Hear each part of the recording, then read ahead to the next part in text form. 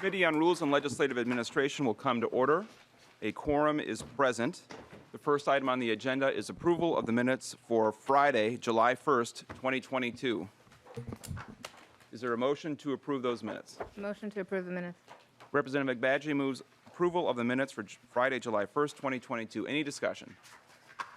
Seeing none, all those in favor, please say aye. Aye. Opposed, say no. The motion prevails and the minutes are approved.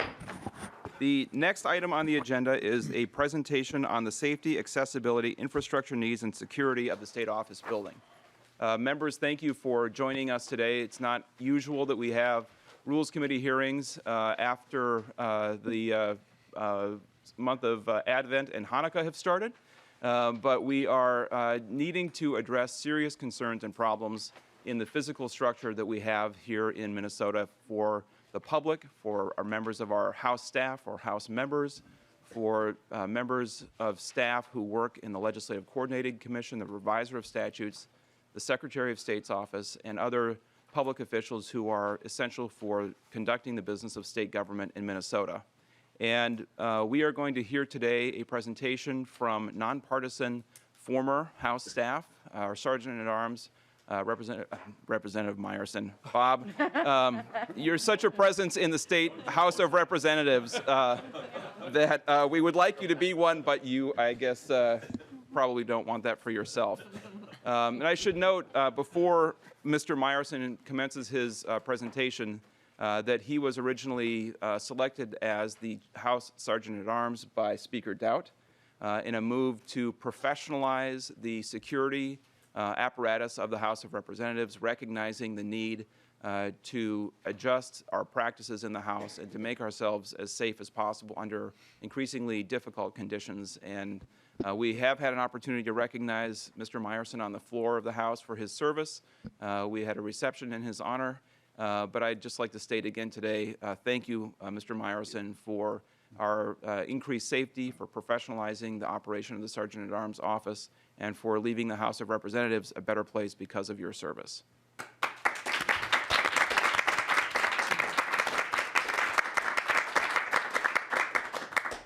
Thank you very much. Please proceed with your testimony. Chair Winkler, members of the House Rules Committee. For the record, my name is Bob Meyerson, Robert Meyerson, and I'm the former Sergeant of Arms for the House. I had that privilege to have that role and act as Chief Sergeant for 8 years. And I think I prefer that over Representative Meyerson. So. Today I'm going to talk about some of the vulnerabilities and issues that exist here in the State Office building.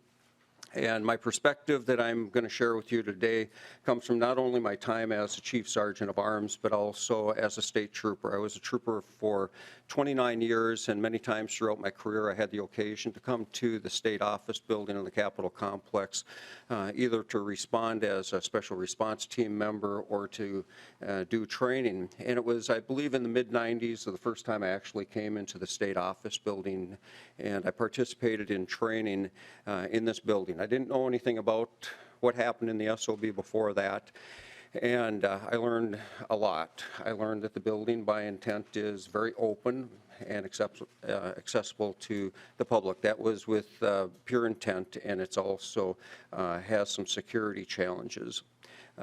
This building, and I think that was the first time I became aware of the conflicting mandates that exist in this building. We're required to, and we want to have this open, both in perception and reality, to the public so that they come in and participate and observe the legislative process, but we also have a mandate to provide a secure and safe and functional building and accessible for all. And I have learned increasingly over time that we have challenges in those regards in meeting those mandates, and part of it is because of the building and the structure that we try to work in. In 2015, I was elected as a Sergeant of Arms, and the Office of Sergeant of Arms is more than just security. It serves to create and to maintain a functional workspace for members and staff and the public to come and do this important work. And I work in collaboration with the Department of Administration, Facilities Management, as well as the Department of Public Safety, the State Patrol, and other entities. And joining me today, we'll have some other testifiers, as you can see on the agenda, that will assist us in giving kind of a comprehensive picture of the realities of what the building is. But I have concluded, as I've spent a lot of time here, that the current condition of the Minnesota State Office Building creates vulnerabilities and increasingly threaten the House's ability to protect the occupants. The public, staff, and members, and their participation in the democratic process. Before we go on, I think it's kind of important that you have an understanding about the history of the state office building and what the original intent was. The building was created and built. There was a need back in the early 1930s, and 31 and 32 the building was constructed, and the intent of the building was to house, it was a state office building. It housed offices in this building. It wasn't intended for legislative purposes. We didn't have large crowds that came here to participate. The picture that you see in your handouts and on the screen, that is of the agriculture holiday protest. And I think that was the extent of the public crowds that would come to the state office building at that time in the 30s. The functions didn't include the legislature or the House of Representatives at that time. Things evolved in the state, and in the early 70s, there was a constitutional amendment that was put before the people, and it was decided that our legislature would meet on an annual basis rather than every other year. And there was an increasing need for the legislature and the members of the House of Representatives to have offices. And it was in 1974, that was the first time that members of the House of Representatives had offices on the Capitol complex. Prior to that, your office, had you been a member then, would have been your desk on the House floor, and that would have been the extent of the office space that you had. So in 1974, members of the House were given offices in the state office building, and they asked some other commissions or other entities to leave to accommodate the needs of the House. The following 10 years, I think it was recognized that the building really didn't accommodate the needs of the House at that time. There were committee meetings and there were large groups gathering, and it was in 1984 that there was a major reconstruction of the building. Everyone was displaced into swing space. I've heard a lot of stories about that, and it was a reconstruction project renovation that I understand was done cheaply, relatively cheaply, and it was done quickly, and it exceeded deadline. I saw a couple documents that memorialized the events surrounding that renovation, and I noted that there was a number of concerns that were expressed by members at the time and soon thereafter, and many of the things that we're experiencing and dealing with today. The condition of the offices, the hearing rooms, because of the fluctuating humidity levels, the paneling in these rooms, in our committee rooms, have a tendency to bow and buckle depending on what the humidity levels are in the room. There's extreme challenges when it comes to maintaining consistent temperature levels within the rooms, in offices, and other meeting spaces as well. But what happened is they increased the meeting space, and the picture that you can see on the screen and in your handouts depicts prior to the 1984 renovation, and we had open wells, light wells, and courtyards in the center on either side of the elevator banks. They enclosed those and allowed us to have more space for hearing rooms as well as office space in the building. Let's move to 2022, where we find ourselves today. All members of the House of Representatives are in the state office building and offices. We have over 230 staff. That's both partisan and nonpartisan staff that works in his office out of this building, as well as staff and officials from the Secretary of State's office, the Legislative Coordinating Commission, the Revisor's office, Legislative Reference Library, and the Legislative Budgeting Office, and the Capitol Barber, which is located in the basement of the building. This building currently has 10 hearing rooms, 4 medium-sized. This is considered a medium-sized hearing room, and we have 6 smaller hearing rooms. The seating capacity ranges from 50 to 200, and it's very common that we exceed the capacity in our hearings. It doesn't have to be a major or controversial hearing anymore. There's an increased appetite for being present in the state office building and in these hearings. It's unusual, I think, that we have hearings with as few people as we have. And as we come back from the pandemic business model, I think that we're going to see the numbers increase again. So we do have some major concerns in the state office building. It doesn't meet the current local and state building codes, standards, workplace needs, and public access and accommodations. This is an outdated infrastructure. Mr. Guevin is going to be talking specifically about some of the challenges and a very objective assessment of the infrastructure and the condition and the trajectory of where we're going with the infrastructure. We have safety hazards embedded throughout this building that have resulted in very concerning injuries. And we've been lucky they haven't been more severe and impactful for the people that have been injured because of the condition and the existence of this building and the work that we conduct in the building. We also have barriers to access to the public services and facilities for people with disabilities. And our friend from the Minnesota Council on Disabilities, David Fenley, will also be addressing and talking specifically about some of those challenges. And we have inadequate space for visitors, public participation, and staff. We're putting people in locations that weren't intended for human occupancy. And the challenges that come along with that are clearly evident. I think you'll gain an appreciation for that if you don't already have it by the conclusion of this presentation. And we also have some life and safety and security issues within the building that are ongoing. It kind of boils down to 3 areas: our infrastructure, our functionality, and our safety and security. We have challenges that the building isn't currently meeting.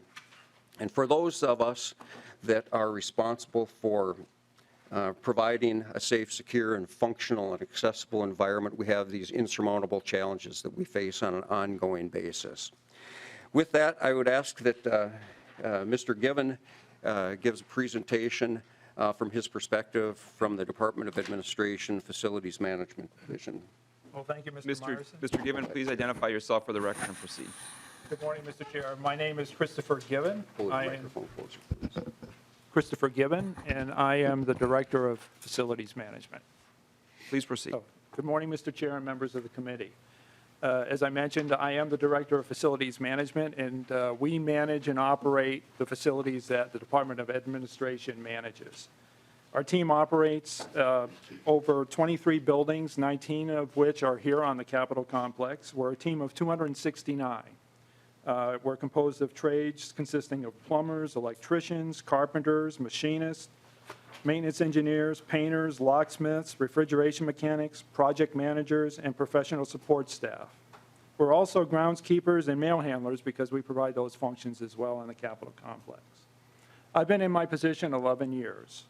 I'm a registered professional engineer in the state of Minnesota. I'm also a retired Air Force officer where I spent my career operating and maintaining and evaluating Air Force facilities throughout the United States and around the world. Since 2010, one of my top priorities has been to renovate the state office building. Today, I'll try to substantiate empirically, from a facilities management perspective, the need to renovate the state office building. Next slide, Bob. Okay, got it. So today we'll take a look at what a facility assessment is. We'll go over briefly the results of the most recent facility assessment that was conducted on the state office building, and then I'll briefly discuss some of the challenges that we in facilities management face on a day-to-day basis. Next slide, please. So what is an FCA? Well, it's a standardized approach that the state uses to assess its facilities and rate them in a certain condition. It's rule-based, and it looks at several different components within a building: foundation systems, the slab, the building structure itself, the envelope, the windows, doors, interior windows, doors, walls, ceilings, interior finishes, the HVAC system, electrical system, the plumbing system, elevators, and any other systems that might be in the building that are related directly to the facility itself. And when we say rule-based, well, what do we mean by rule-based? Well, it means that all agencies in the state, and we all have adapted this methodology for assessing our facility, use the same rules. We use the same calculations when we decide what condition our facilities are in, and the same methodology to calculate the end result of a facility condition assessment. We also use the same scoring technique, which is really important. It takes the subjectivity out of evaluating facilities. And then we apply the same ratings to each of the things that we see out there. Facility assessments, they're based on a standardized cost model that was developed by RS Means. So if there's anybody in the room that's from the engineering or architecture community, you'll know what RS Means means. They're probably the largest database supplier of cost estimates for construction. They're used nationwide. As a young college kid, that's what I started estimating construction projects with. They're historically based. They're updated every year by the cost engineers at RS Means. They've got over 92,000 line items for construction. So they've got cost estimating tools and techniques for just about every type of facility that's out there. We also utilize the best practices when we conduct these facility condition assessments. And those are obtained through classroom training of our assessors and field training. So our assessors, when they're deemed to become an assessor, usually they're somebody from a facility management entity within the agencies, will be chosen to go to training. They receive 3 days of classroom training conducted by facility condition professionals that we bring in from the industry to teach these individuals who have architecture and engineering backgrounds already how to make decisions when they're assessing and looking at the building. And then from there, they go out into, they utilize a lot of the buildings on the Capitol complex as kind of a training lab because we're kind of centrally located, but also some of the agencies that have facilities within the metro area bring them into their facilities too so they can learn how to conduct these facilities. So it's really a stringent process that is well-defined across the agencies of the enterprise in the state of Minnesota. The FCA process, and I'd really like to stress this, is intended to minimize subjectivity when we're looking at our buildings. Next slide, please. So how do we conduct this? And I'm going to try to keep this simple because there's all kinds of fancy equations that we use when we do this. And I don't want to bore you all with the details, but it boils down to just a couple of key things here. Okay, so these assessors who have been trained, again, they do have architecture or engineering backgrounds, go out and they look at different systems within a building. As I mentioned in the previous slide, all of those different systems. And they assign that subsystem or system within a building a condition code for between 1 and 5. 1 is the worst, 5 is the best. And then the rating is plugged into this fairly long equation that has all kinds of things that have been rolled into it. It's an algorithm, as we say in the scientific and engineering world, that has been built to give an end result, okay, based on a lot of historical data that's put into it. So it has included in the algorithm maintenance backlog, how much of the stuff we have of a certain system that we're looking at, because it varies depending on what you're looking at. Its condition that the assessor makes a decision on, the age, and then the replacement value of that specific system as defined by RS Means. All right? So from that algorithm, we get a facility condition index, FCI. And a lot of people interchange them, FCA, FCI, two different things. FCA is the process. The FCI is the index or the result of the process that we get from that. And that's what pops out of the algorithm. The FCA provides an excellent means for maintenance prioritization. So you're doing an assessment on all of the systems within the building, and so you can determine which one has the most need or is in the worst condition. And then for those of us that have building portfolios of several buildings, we can prioritize which buildings need to be worked on first. So it's really handy. And this model is used by the federal government, other state governments other than Minnesota, as well as local governments. So it's a well-known model that we're using out there. Now, the last facility assessment that was done on the state office building was the summer of 2020. We cycle them every 3 years because of the number of buildings that we have. So we're due to do another one here this summer on the state office building. And you can go to the next slide, Bob. So this is kind of the output of that algorithm I mentioned about, And so it comes out with a rating, an FCI or facility condition range, or the index ranges from 0 to 1.0. So a 0 would be like, and lower is better in the FCI world. 0 would be like a brand new building. There, and a 1 would be something that needs to be torn down tomorrow. It's just, there's no life left into it. Our goal in facilities management across the enterprise is to try to have our buildings in the good range, which is between 0.05 and 0.15, the green. And that's what our goal is, and certainly not all of our buildings are there.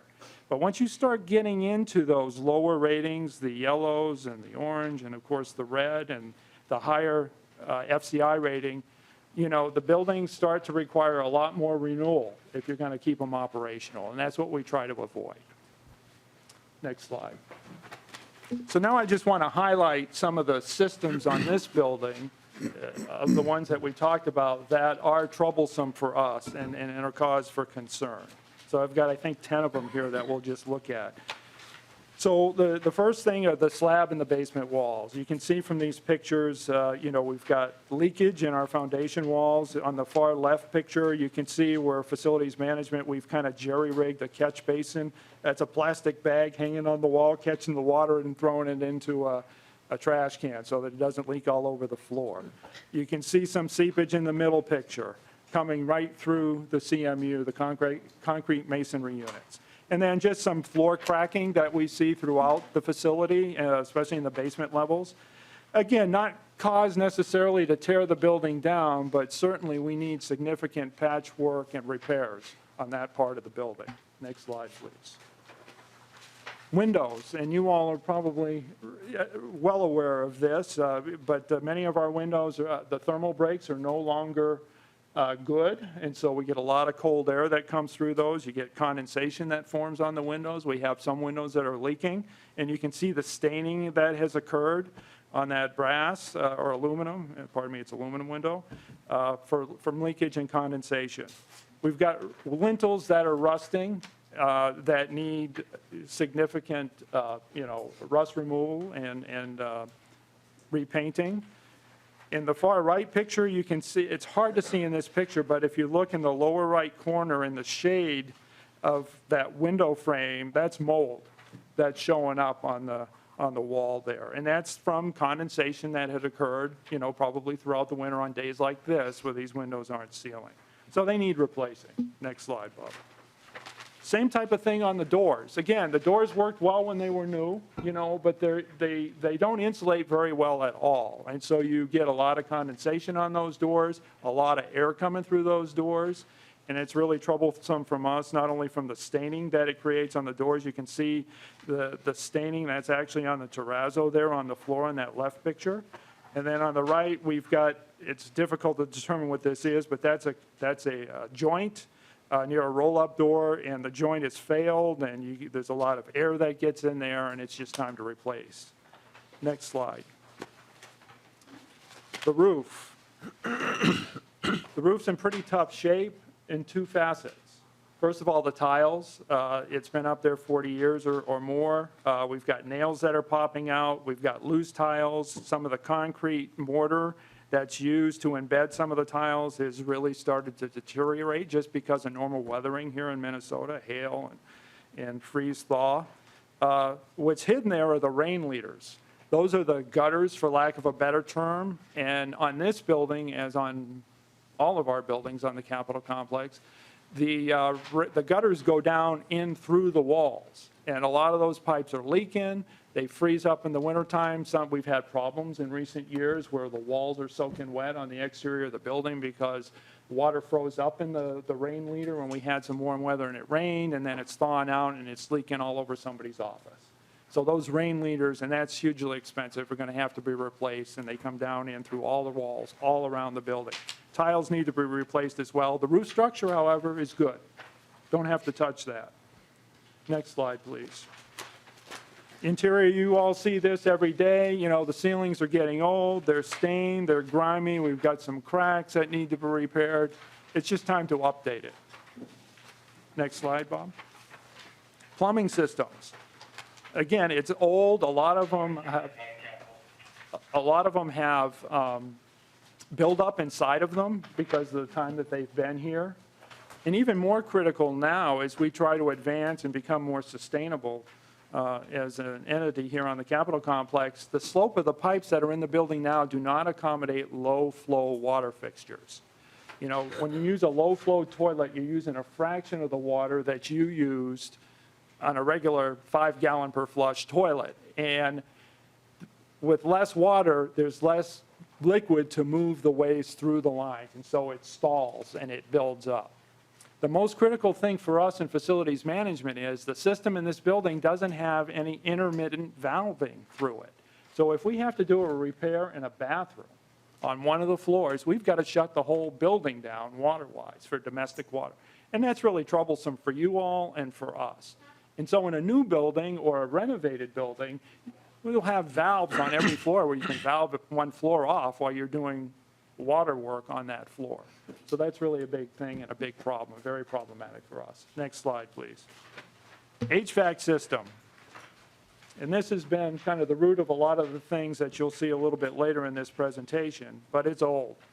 And it's antiquated. Back in the day, it's a pneumatic system, all right? So that means that all of these thermostats that you see around the room, they're controlled or they send their direction to the control unit down in the basement somewhere by air. And sometimes you'll hear a hiss from the thermostats. It's an old pneumatic system. It was good in its day, but it's very, very difficult for us to control temperatures with that kind of system. They're inefficient. And they're just antiquated compared to today's digital systems that you'll see in renovated or new buildings. The piping of the HVAC system has failed in the past, and it's going to fail again, I guarantee it. I can't tell you which day or which minute, but it's going to happen again. And you can just see, where, some of the joints are old and leaking, some of the valves are leaking. There's high probability of risk with this system. Next slide, please. Electrical system. Nothing more than the fact that it's just outdated and it can't keep up with the plug loads that we have today. Realizing that a lot of our technology equipment is much more energy efficient, there's just so much more of it.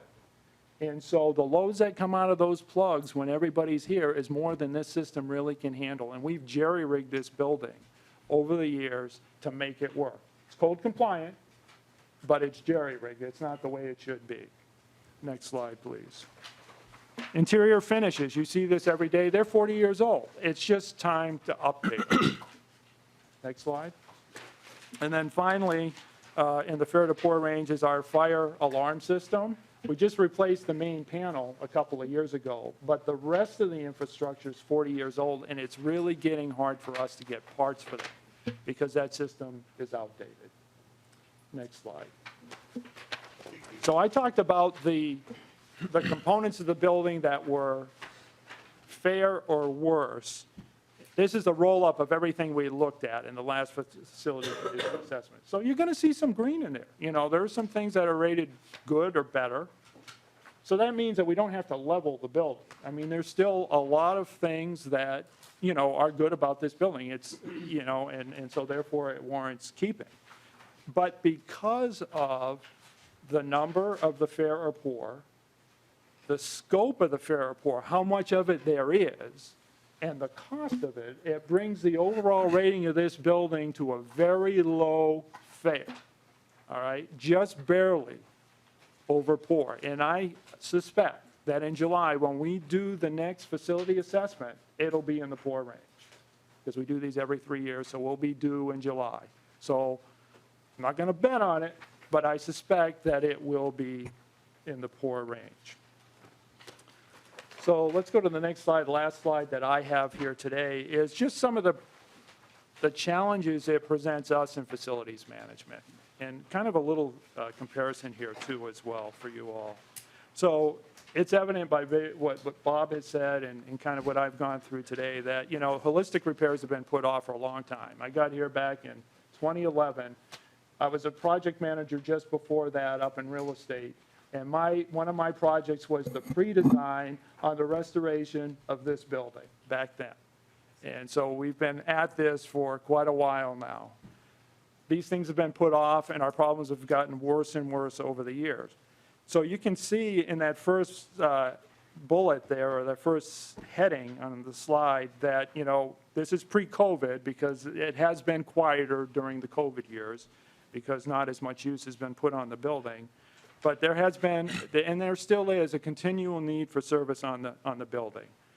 You can see over 1,000 service calls that we've made and 2,800 work hours. And that's quite a bit. And by comparison, under there, I compared it to the Minnesota Senate building, which is 6 years old now, about the same size, it's a little bit bigger.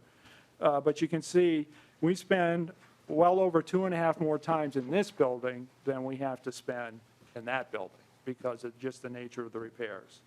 And over 1.5, 1.6 times as much time in here, and about that much more cost in this building. And we're dealing with plumbing leaks, we're dealing with, the HVAC, cooling, heating and cooling adjustments to help make people comfortable, because the more comfortable, my philosophy as a facility manager is, the more comfortable the people are in the buildings, the more work they get done.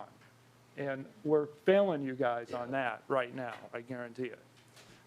Plumbing fixtures, again, always got some breaks here and there, and then the electrical system. So we would really love to have some kind of a holistic repair, revitalization, restoration, whatever you want to call it, on this building as soon as we can get it. Because this continued Band-Aid approach isn't going to work, it's not going to hold up, and it's just a matter of time before there's going to be a leak, and we're all going to be standing ankle deep in water again, I guarantee it. So from a practitioner's perspective, and that's what I am, we really recommend renovating this building. So I'm going to wrap up this morning, and I'm going to say what a facility condition assessment does not do. Okay, it does not account for the security deficiencies within the building. It doesn't account for ADA deficiencies within the building. It doesn't account for the functional deficiencies within the building, how you all operate. And it doesn't account for the occupant disruptions or inconvenience. It does not tell me that. It just tells me what needs to be replaced and when.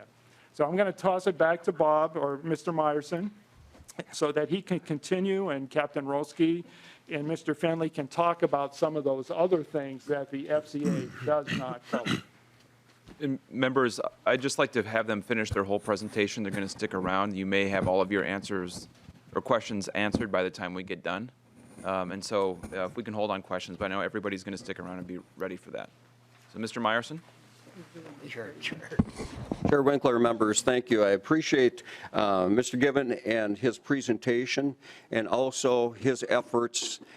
We work together on an ongoing basis, and I know that he has done what he can with the given resources to make sure that this building remains operational and functional. But I also know firsthand the struggles and the challenges that he and his department deal with. So we kind of looked at this objective assessment from the infrastructure, and I would like to speak a little bit about the challenges, the end results, some of the things that we deal with here because of the age of the building and the declining infrastructure and the major mechanical, electrical, and structural deficiencies that we deal with. We have flooding and moisture intrusion. As you'll see, that's kind of an understatement. We have inadequate ventilation throughout the building, high humidity in offices and assembly areas and the storage spaces, and we have the extreme fluctuations of temperatures. In June of 2016, I was called in early morning hours, sometime around 6:30, and I was told by dispatch, the State Patrol Capitol Security Dispatch, that there was a leak in the state office building, and that I probably should come in and take a look at it. And I did so, and as I arrived on some of the lower floors, I noticed that there was a lot of water. Someone had put a sign up caution wet floor, and I went up a couple floors and I saw there was a maintenance person with a shop vac trying to suck up some water, and I finally made my way trying to find the source of the leak to the 4th floor on the east side, and I encountered this. This wasn't merely a water leak. This was a major flooding that was occurring on the east side of the 4th floor, and this was as a result of a failure in the plumbing system, the aged plumbing system in the state office building. We were lucky this day. We were lucky that this didn't occur during the legislative session, perhaps even luckier that it didn't happen during the legislative session on a committee deadline week, because this wouldn't have been merely an inconvenience for us and for you and for the public. This would have profoundly impacted the state's ability to conduct legislative business, this important work. We're lucky that we didn't have the water infiltrate and go into the wiring closets. This picture is of the data center located in this building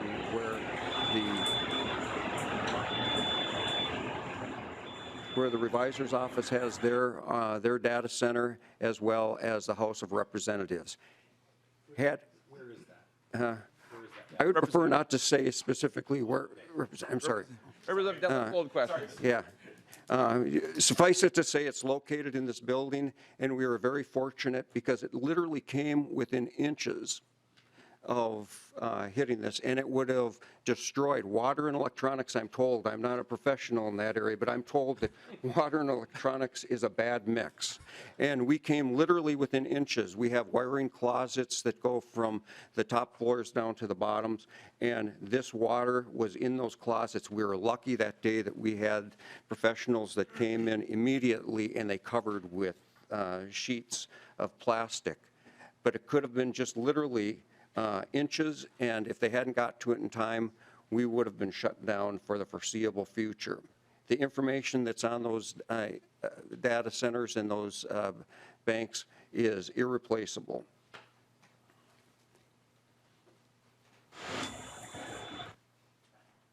This was the result.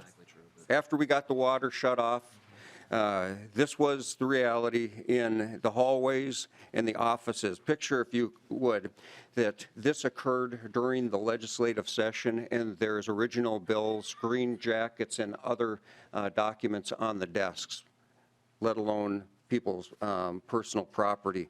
This was on the whole east side of the building, and it required substantial work to mitigate and to repair this. They came in and they shut off the east side of the building starting on the 4th floor, and we had to preclude people from going in there, and we took down walls minimally. We took off the bottom couple feet, and what happened more often than not throughout the building, as you can see, we had to take the walls down. We went down to the studs. That wasn't the first nor the last. Prior to that, in 2016, we had a relatively small flood. You may require that, not flood, a water leak, and we were fortunate that we had people present at that time. And this is not uncommon. We have water leaks. These are just a couple of them that we pulled out and documented in March of 16. Then when later in that year we had the flood that we saw, and January of 2017 we had a significant flooding, and that is in the area, the tunnel area that goes to, from the state office building to the Capitol. That impacted the area where our budget and accounting office is, off to the west, and also where we store items to the east of where that picture is. An ongoing perpetual problem that we had with water intrusion because of the age of the building is in our photo lab on the ground floor. Something else to note about that is we have people officed in our photo lab in an area that wasn't designed originally for human occupancy, but because of the need, we have people there. We had flooding that occurred every time we would have heavy rains or quick snow melts, and as a result, they would be displaced. We would have the challenge of the humidity levels impacting the equipment in the furnishings down there, and mold growth. Mr. Meyerson, before you move on, a member of this committee is referenced in your slides and would like to make a comment. I just wanted to point out for the committee, that did happen in the corner, and I appreciate your help in fixing this problem, but I just wanted to point out that was at a time when I was still working out, and I was able to actually hold Mr. Meyerson off the ground with one hand in the photo. So. Representative Dowd, that is actually a superhero. Yeah. Sergeant at Just wanted to arms. point that out. A superhero sergeant at arms who was hovering there. Mr. Meyerson, please proceed. Chair, Winkler, members, that is quite a picture.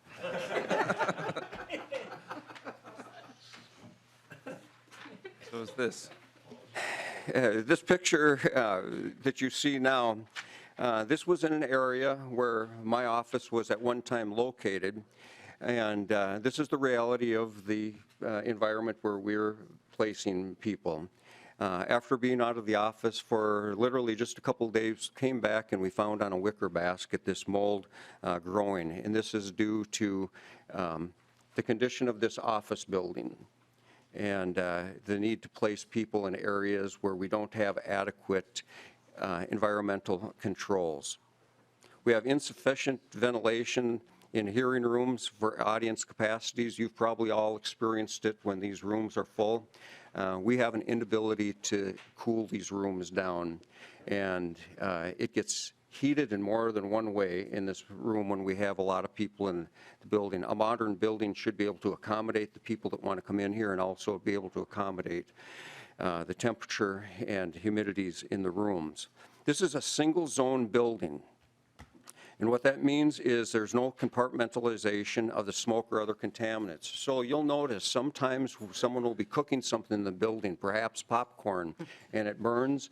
And if it happens on one end of the building, it's throughout.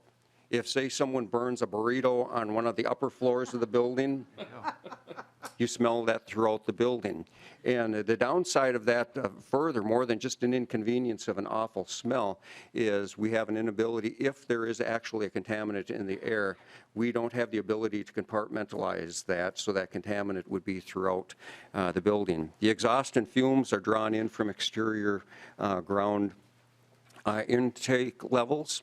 I don't know if you've experienced that, but oftentimes in this room we've had the smell from the right outside in the loading dock when we have diesels, vehicles that are making a delivery. We'll have an odor come in from that area. And we have poor control of extreme temperature fluctuations.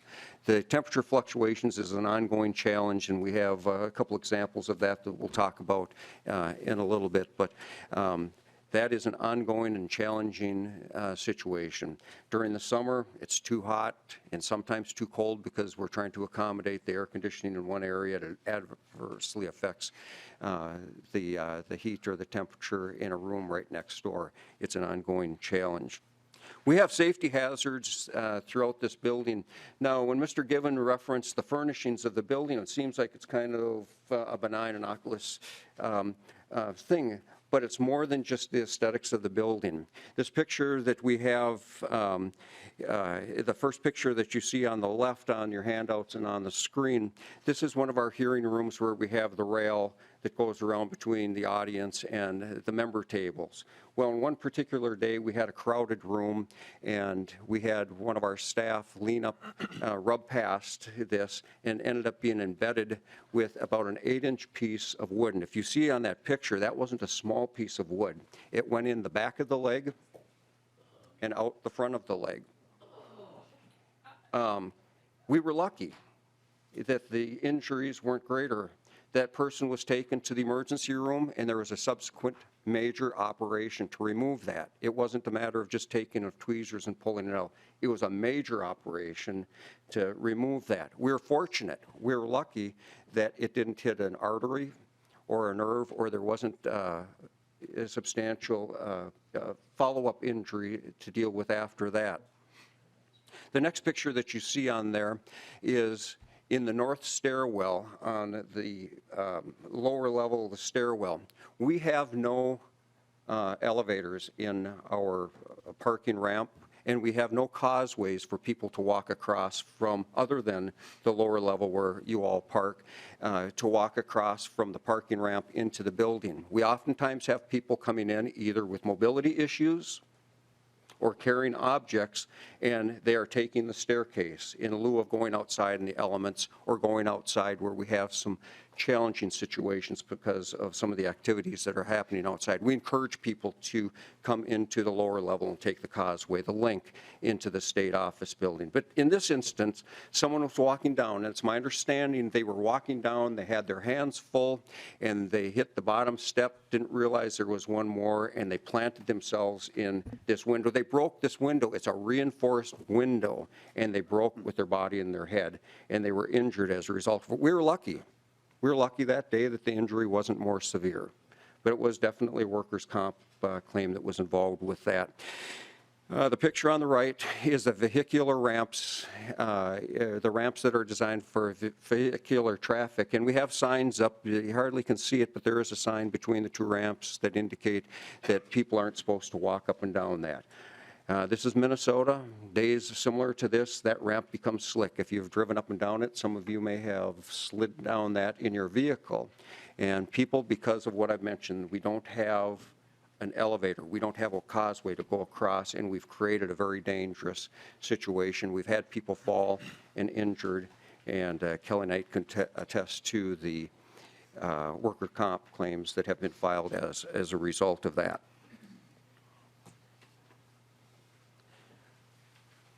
The challenges associated with access to this building for able-bodied people exist. And I would like to have David Fenley from the Minnesota Council on Disability to talk more specifically about some of the challenges that we have here in this building as it exists in its current state. Mr. Finley or Fenley? Fenley. Mr. Fenley, please identify yourself for the record and proceed with your testimony. Thank you, Chair and committee members. My name is David Fenley, F-E-N. I know most folks out there have F-I-N, but I'm F-E-N-L-E-Y. So David Fenley.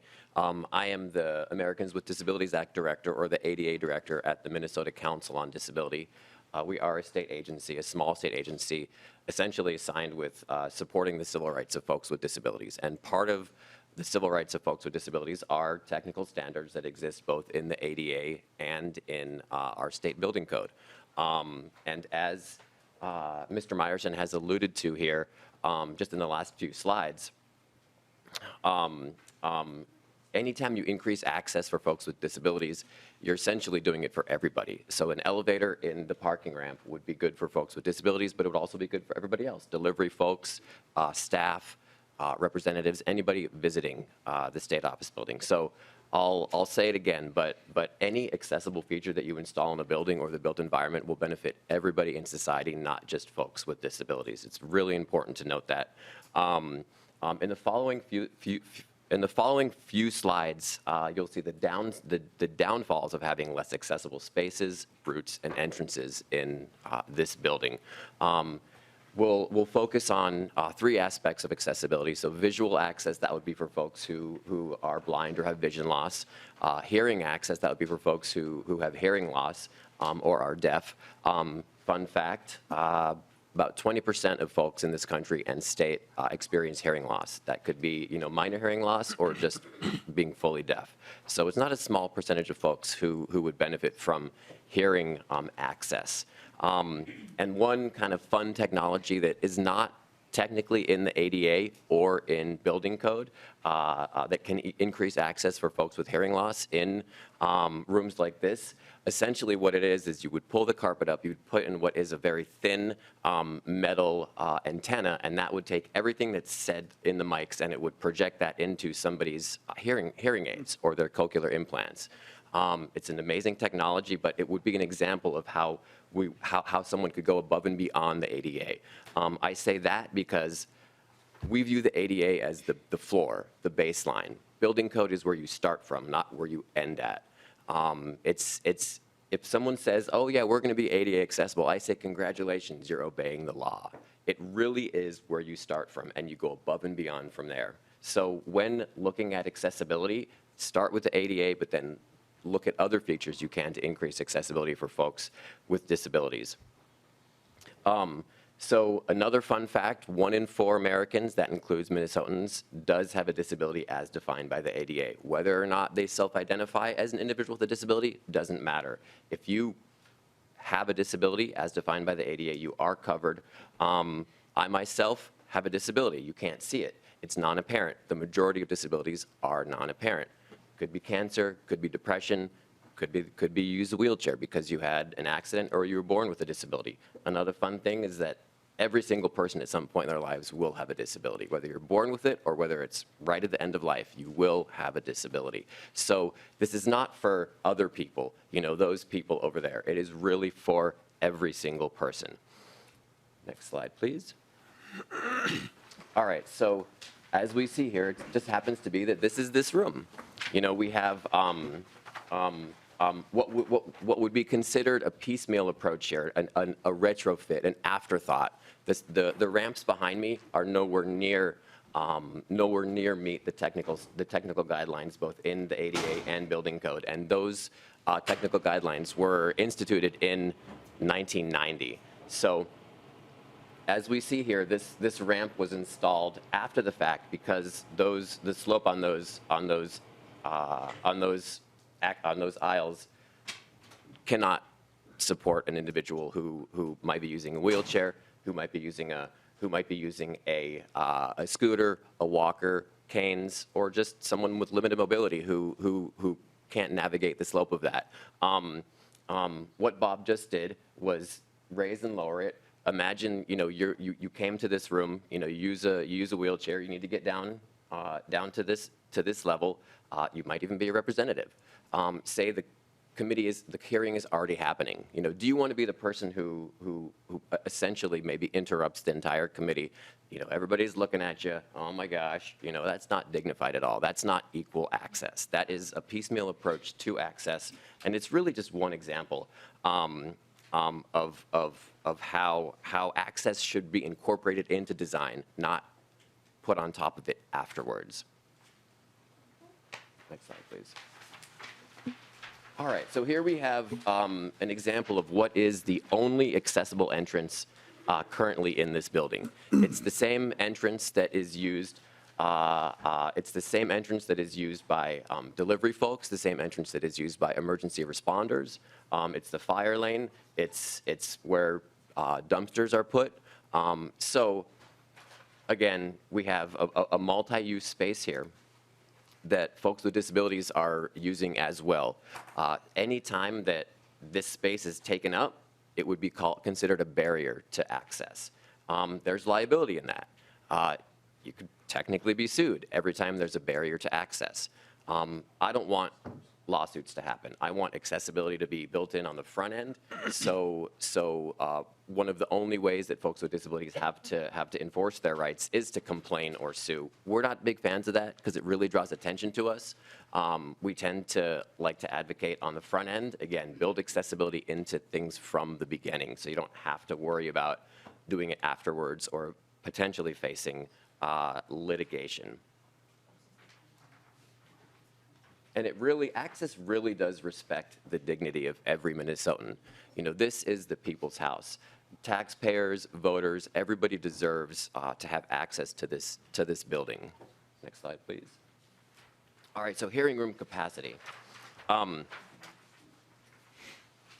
not, you know, quite often these rooms get full. They're small. You know, you're doing important work here. People have the right to be here and to observe what their elected leaders are doing. This is an example of an extremely full room. People are sitting in the aisleways. I'm sure we would all look at this and say, "Oh, wow, that's a safety hazard." You know, what if there was an emergency? How are you going to get out of this? How are you going to get out of this room in any, you know, quick fashion? And imagine now if you have limited mobility.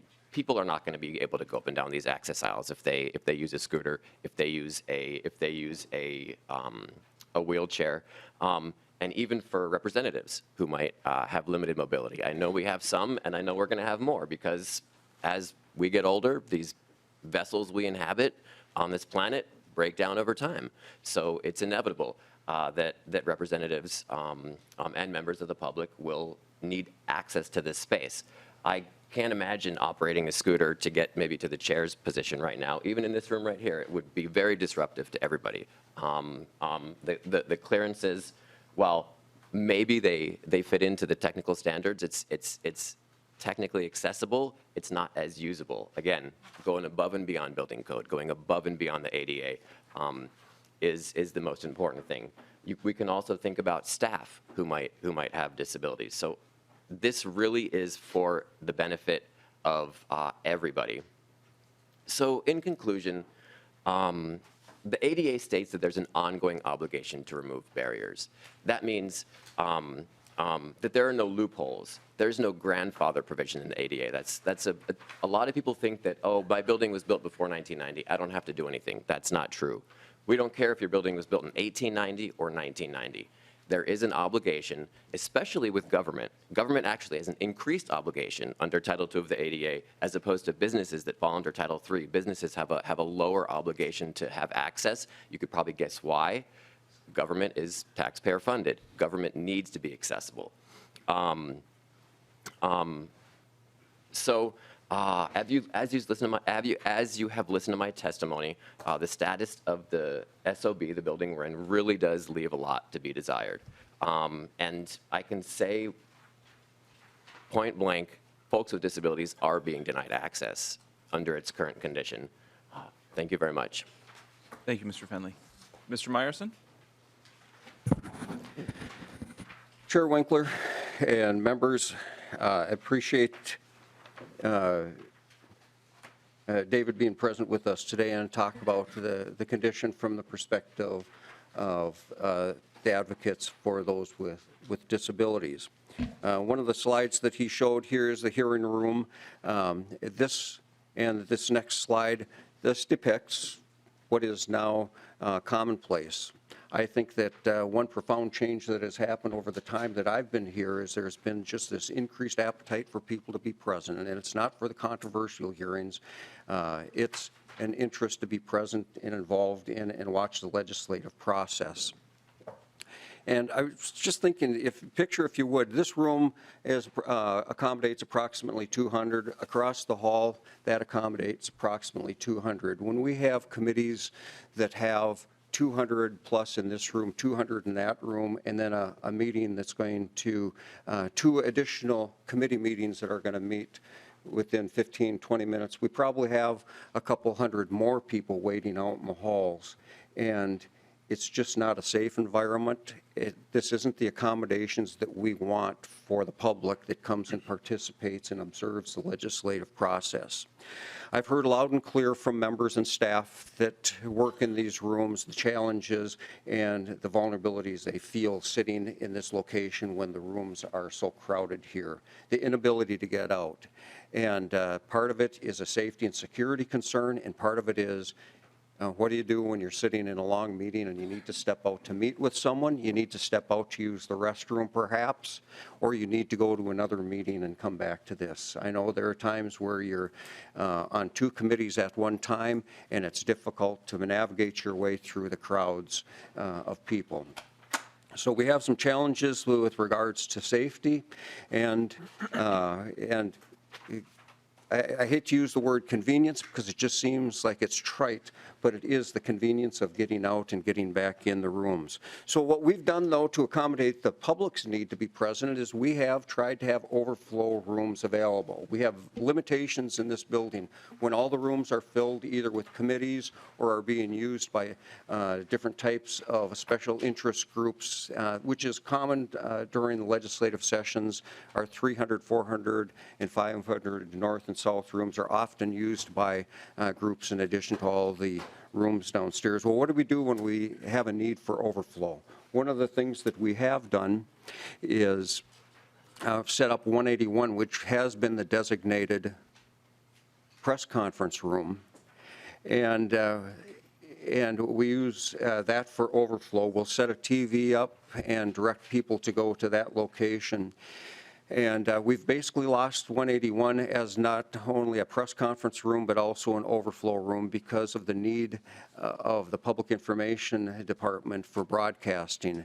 That's now become a control room for the broadcasting, the channels. So this is another example where we've had additional needs and responsibilities of the House, but we lack the space to accommodate those needs. Another area that we've tried to provide access for the members of the public to come and watch the occurrences in committee hearings is we set up TVs, we place them on the walls on each floor on the north side so that people can watch what's going on in the committee rooms. The downside of that is we've taken away space that was used as a waiting area for the public that wants to see their members, and it's also very disruptive for the people that work on either side of these locations. So we're kind of stuffing people in corners, trying to give them accommodations so that they can see what's occurring, but we're also causing issues and challenges for other people by displacing them. We're making spaces for people to work in areas that aren't designed for human occupancy. This picture here is right outside of our Director of Public Information, Barry LaGrave's office. You can see the green wall that's there, and they use that for their broadcasting. That's also become a television production area as we've increased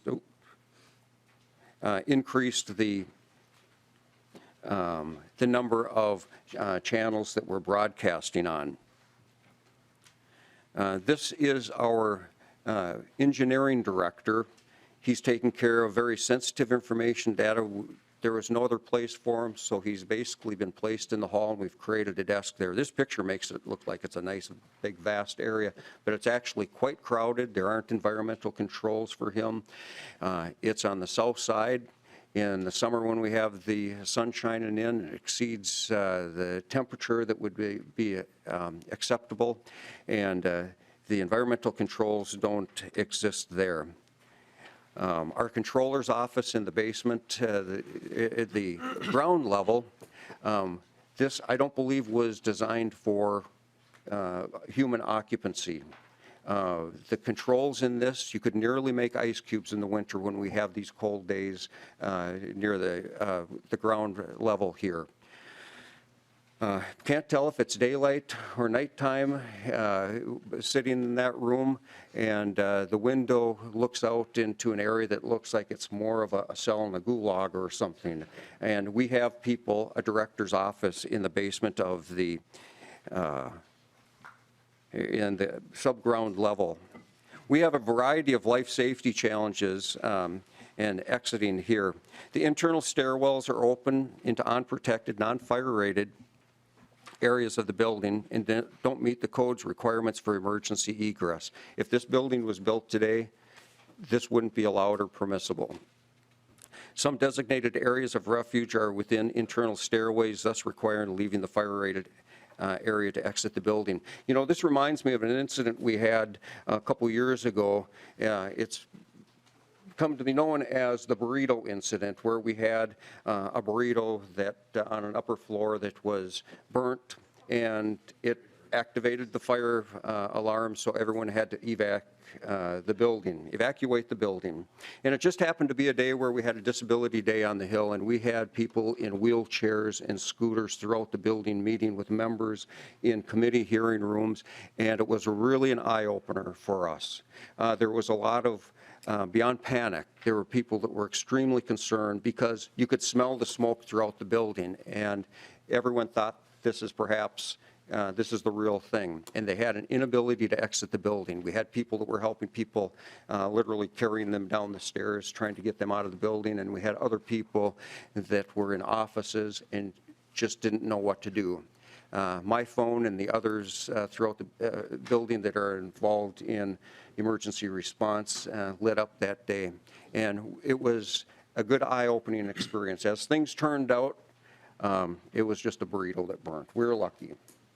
And we were lucky that no one got hurt trying to take the stairs that shouldn't have been taking the stairs. And one of the things we did, though, on that day is we got together with the St. Paul Fire Department and we identified areas of refuge. And these areas of refuge are places that we direct people to go to in the event of a fire. And there's a 2-hour window period where they theoretically are going to be safe in that area. And then theoretically, the fire department, in the event of a fire, would come and rescue those people from that area. However, we don't have the communication systems in those areas to alert. There are many areas of refuge throughout this building and stairwells in the areas around the elevator, the main elevator banks, and elsewhere.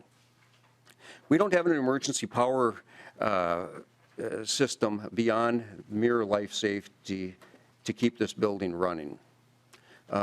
Most recently, we did replace the generator in this building, and when we have power blips in the system, that kicks on. However, that is just for the mere life safety, and if we have a power shutdown because the power grid goes down or some other area, we're not going to be able to continue to conduct business in the building. We'll be able to get in and out and exist in here, but not to be able to conduct business. And as I stated before, the entire building is a single smoke zone. There's poor evacuation or isolation of smoke or other contaminants that are in the air. Modern structures don't have that. We're able to zone in modern structures the air filtration systems throughout the building.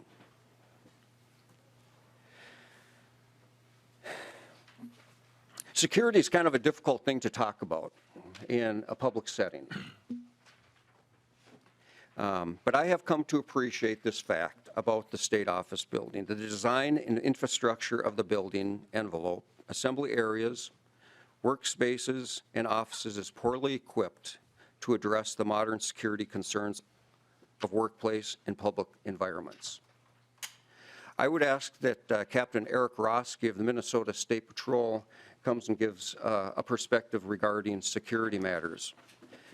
Captain Roeske has the vast responsibility here on the Capitol complex. He has a position that I held for some time. He's been in this role longer than I have, and he's experienced some challenges that I didn't have to deal with. With that, I would ask that Captain Roeske. Captain Roeske, if you could please identify yourself for the record and proceed with your testimony. Thank you, Chair Winkler and committee members. I appreciate the opportunity to be here today. My name is Eric Roeske. I am a captain with the Minnesota State Patrol and director of the Capitol Security Division. Please proceed. Thank you. In my 27 years in law enforcement, 23 have been spent as a Minnesota State Trooper, the last 8 as director of Capitol Security. So I'll be entering my 9th session as a director in 2023. Prior to that, I was at the Capitol complex on numerous deployments through my career as a state trooper for any number of events that occurred in recent decades. When I was appointed to this position, I came from our primary responsibility as an agency for traffic safety to our other statutory responsibility as the providers of security at the Capitol complex.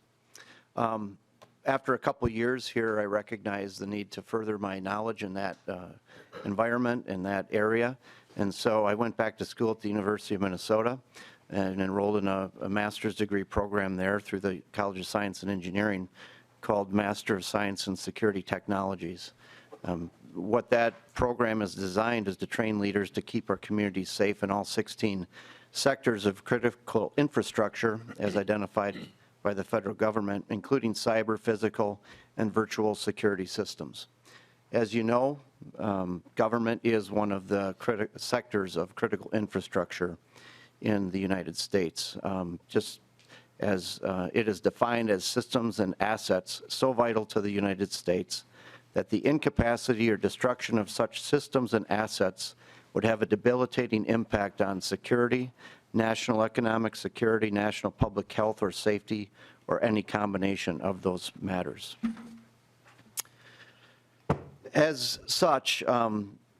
Capital Security Division, as defined in State Statute 299E, is responsible for security and public information services in state-owned buildings in the capital area and to ensure the orderly conduct of state business and the convenience of the public.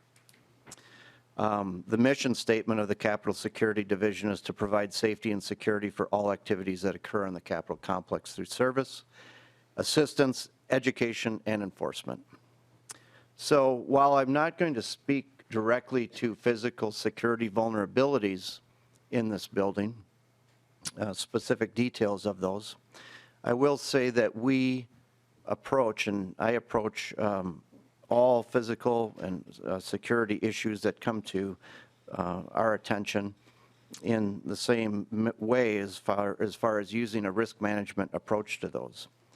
When it comes to physical security in this building or others, we combine people, our staff, the state employees, people who come here, policy, how we do our jobs, and equipment or the physical security infrastructure in place to ensure safe environment for employees, for the public who come here to voice their concerns or satisfy their needs, and also the elected officials that need to do their job in a safe environment. That being said, what I would say about the current status of the state office building, and Director Guevin and Mr. Meyerson pointed this out in many different facets, is due to the age and construction and physical layout of the building, as contrasted to more recently constructed buildings, there are more challenges at the state office building, balancing the need for public access and the need to provide a safe working environment for visitors, elected officials, and employees. I know that we have had physical security assessments done of this building. Those have pointed out the things that need to be addressed. And I think that this particular situation that we have provides us an opportunity to address some of those things.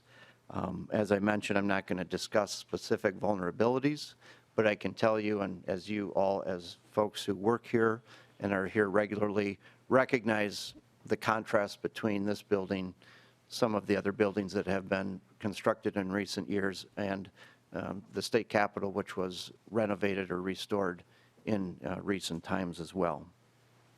So I have no additional information or specifics I will share other than the fact that we recognize there are a number, besides the accessibility issues, the structural issues of the building, there also are security vulnerabilities that we think could be addressed through a restoration or remodeling of this building. Thank you. Thank you, Captain Roeske. Mr. Meyerson, I think you're ready to conclude or wrap up, and then we'll go to member comments and questions for the testifiers.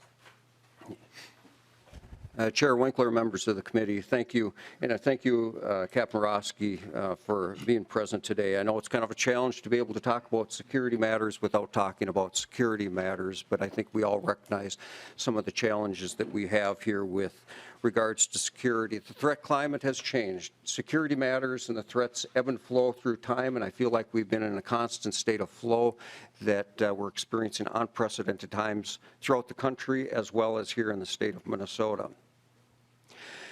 I know that Captain Roeske has experienced things that he probably didn't dream of, and I know that we have in the state office building been dealing with things. I never in my wildest imagination would have said it was necessary to do what happened a couple years ago with constructing a fence around the Capitol, because there were people that had intentions of doing things here on the Capitol complex and at the Capitol. I think that we've been lucky. As I've stated before, in many ways, shapes, or forms, we've been lucky that things haven't happened. And there's a saying about, in risk management, that which is predictable is preventable. I think about the things that we saw today. They were predictable and they were preventable. A lot of what we've seen today and heard is kind of disturbing, it's shocking, and it's really unacceptable. We know, though, that things are going to happen. Mr. Guevin talked about we're going to have some water intrusion, we're going to have some failures, and we just hope that they're not more severe and more impactful for the people that work here and for the process and aren't more destructive to the building. And we hope that when things happen, people aren't injured to the extent they're greater than they were. But I think hope isn't a plan to work on. We've relied on luck, and relying on luck is not a good risk management strategy. This building has insurmountable challenges for us. We know this is an old building, and the building is used today for different purposes than it was when it was originally constructed. It's being used today in a different way than it was used when it was renovated in 1984. And this year and going forward, we can expect to have more people in this building, and we can expect this building to continue to deteriorate. And we need to do something substantial, significant to this building in order to not be relying on luck. Thank you for your time. Thank you, Mr. Meyerson. Members, before we adjourn, I'll discuss a little bit about plans for Wednesday, but I thought we would have a little bit of time for discussion, whether questions or comments from members for the testifiers you've heard from today. Representative New Brindley. You need a new plaque. I do need a new plaque. Thank you. Yeah, that changed during the pandemic. We didn't need them then. Thank you, Mr. Chair, and thank you to the testifiers. This was really helpful hearing from each of the testifiers. If it's okay, Mr. Chair, I do have questions for a couple of different testifiers. Number one, I'm wondering if I have a question for Mr. Fenley.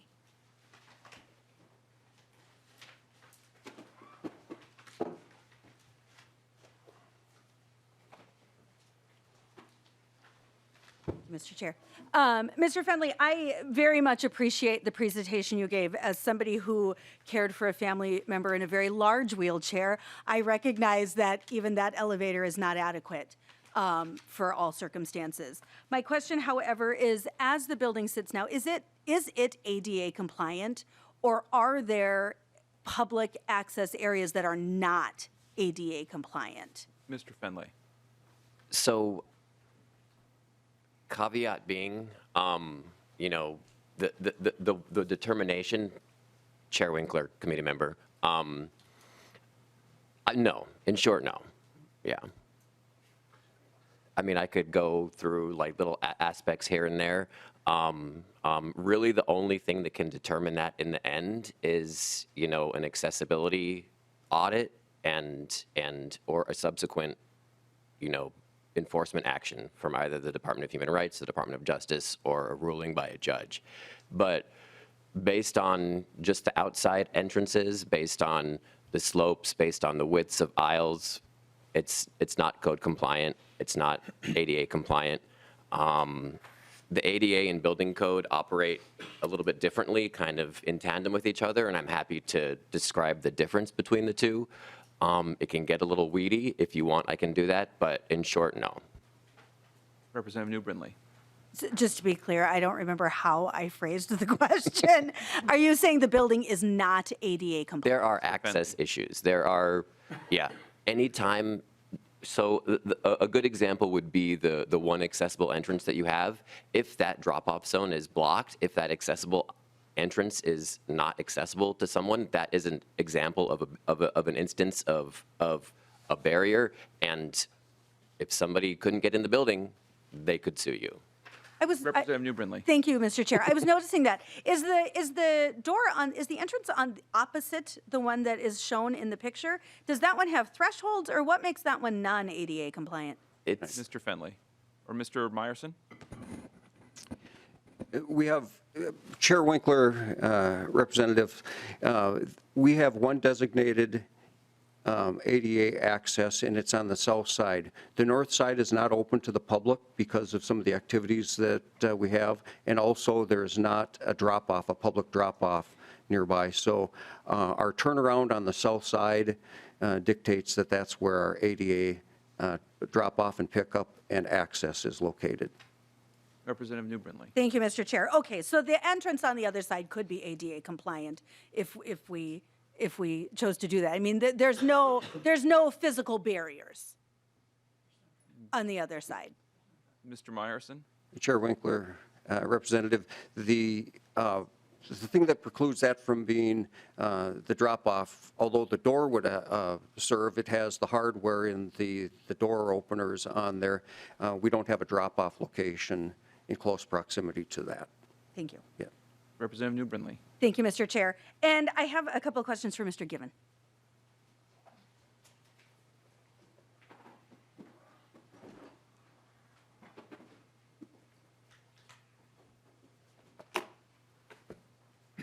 Thank you, Mr. Chair. Mr. Guevin, I'm wondering, you said that you reevaluate the building space every 3 years? Yes, ma'am. And so I'm wondering, there are a number of items that are listed in poor condition, a number of items that are listed in fair condition. I am wondering, that's clearly been almost 3 years now that they have been listed in those conditions.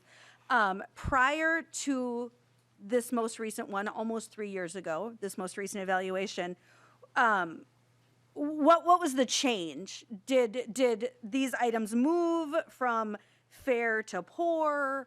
Had they already been poor? Did they move from good to fair? What's the history a little bit? Mr. Gibbon.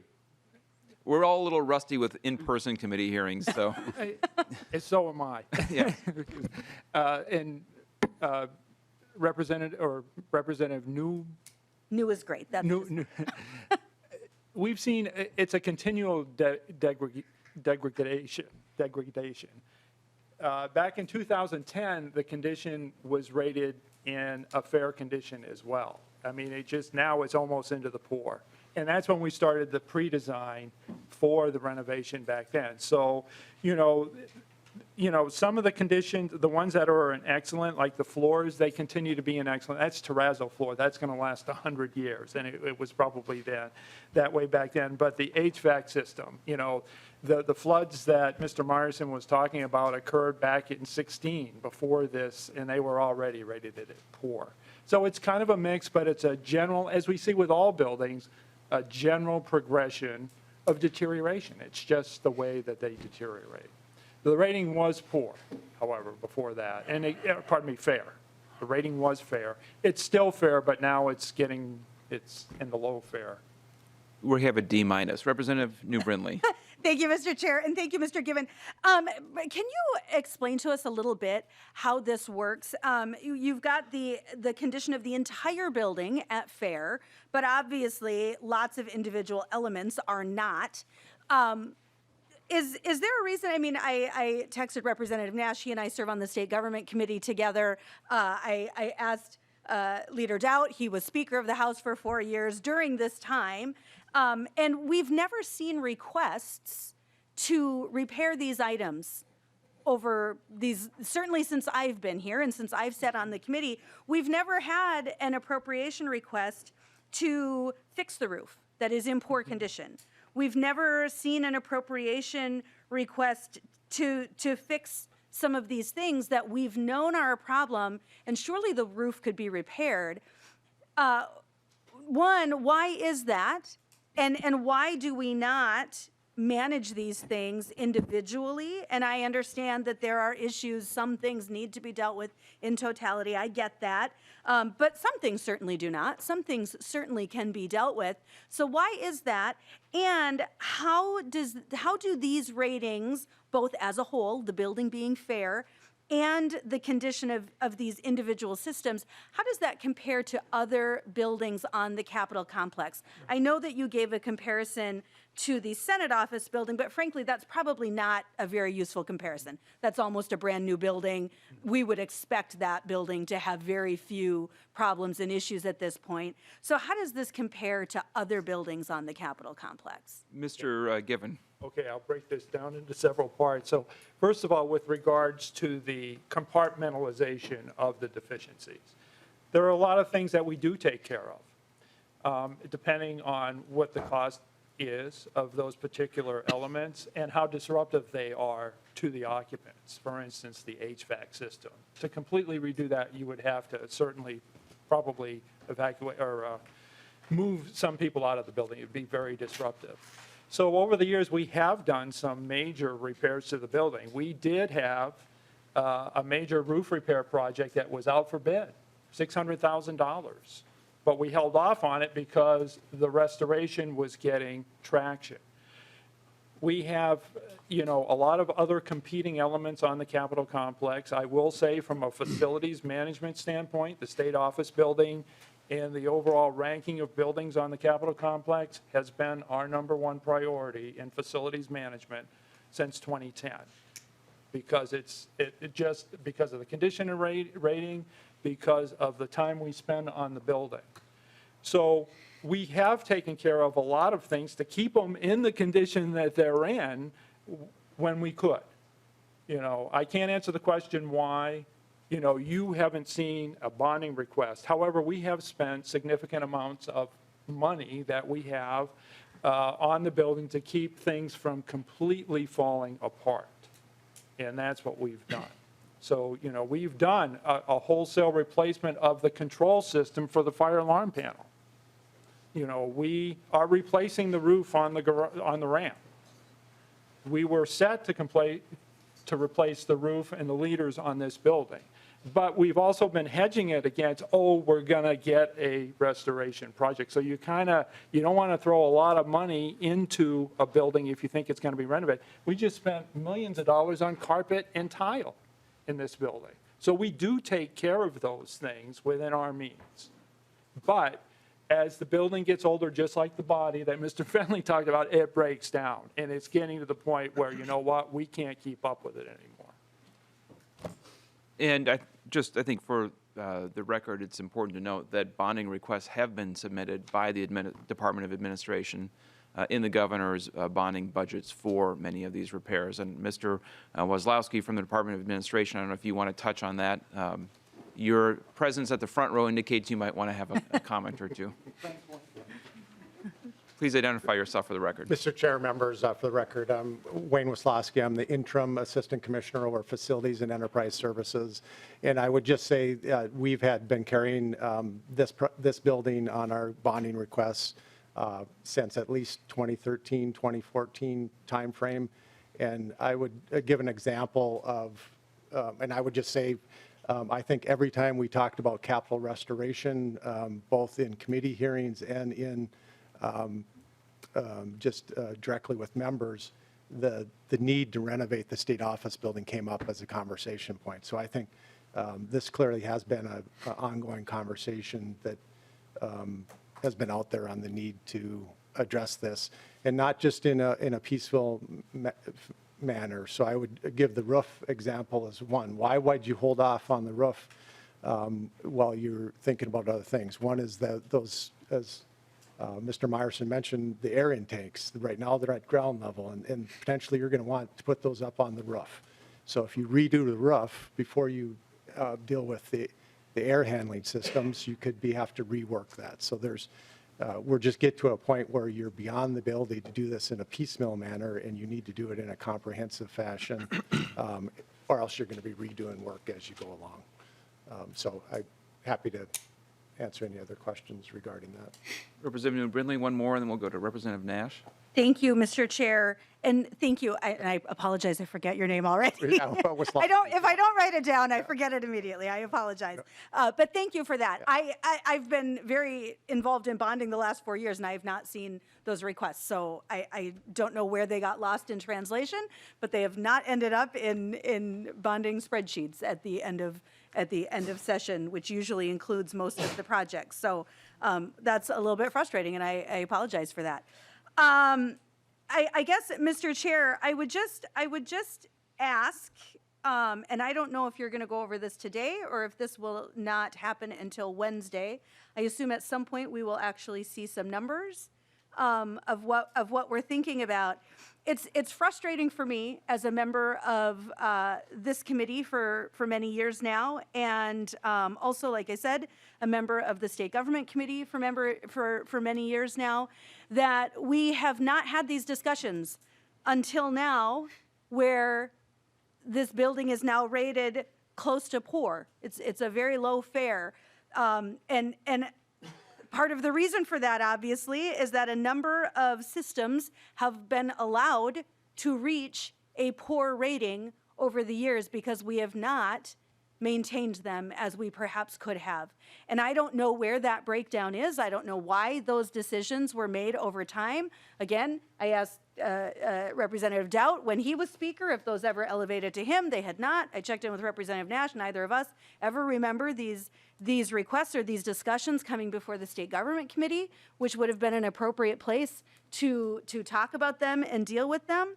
It's frustrating that we are now sitting here today and we don't know the numbers. We've heard rumored numbers that could be more than the state capitol renovation. We don't know what those are yet. And so while I very much appreciate the discussion from the testifiers, and certainly we are all aware of problems and flaws with the building, this approach is very frustrating that now we are going to be asked, rather than dealing with many of these issues in a way that could have been dealt with over time, we are now being asked to put the taxpayers on the hook for a major renovation, again, perhaps more than the cost of the entire renovation of the state capitol building, when we could have been dealing with these things over time. Thank you, Mr. Chair. Representative Nash. Thank you, Mr. Chair. And a quick question for you before I go into the other ones.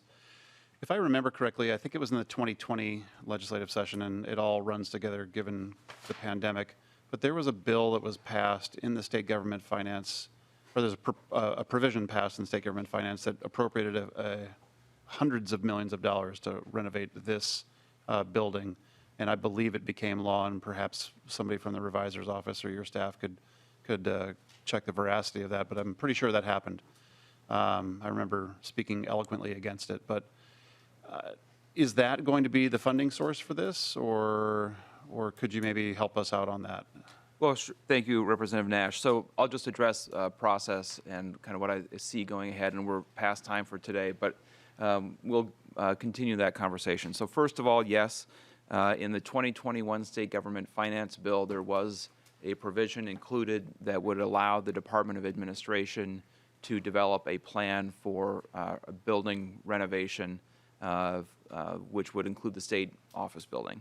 That was passed through the House. I believe Representative Doubt spoke in favor of that on the floor. There was a voice vote to put that on the bill.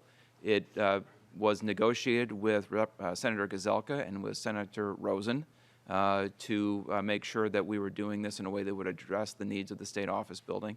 And it was passed by the House and Senate and signed into law. So that provision is 16B.2406, and that is a provision that would allow a renovation project to move forward. It does require approval of the building's major tenant, which is the House of Representatives. And what we're going to do on Wednesday is hear a process. A design and consulting team was selected by the Department of Administration to engage with stakeholders and tenant groups within the state office building and to develop a set of needs based on current use, included safety, security, infrastructure, all the concerns that we're hearing today. And we will look at options for addressing the problems that we are seeing today in this building and what we could do about it in the future. And we will be reviewing all of that on Wednesday. And Representative Nash. Thank you, Mr. Chair. And it's almost as if you were anticipating that question to come up, having that statute right in front of you. That's good. I wrote it, Representative Nash. I know. Near and dear. Yeah. So, Mr. Chair, I guess one of the things I would ask either Mr. Meyerson or Captain Roeske, if I could. Mr. Chair, you and I serve on the Capital Area Security Commission together, and we've done a lot of good bipartisan work there.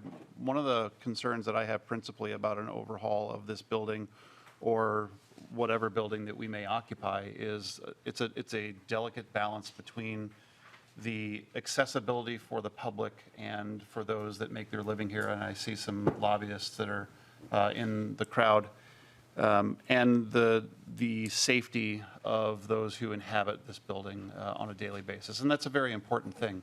And I just want to make sure that we put that out there as a precursor to any conversation that we're going to be having, that's, in my estimation, perhaps more important than a lot of other things. Is we work for the people of Minnesota, and we can't say, gosh, folks, for the safety of all the people who work here, we don't want you to come down.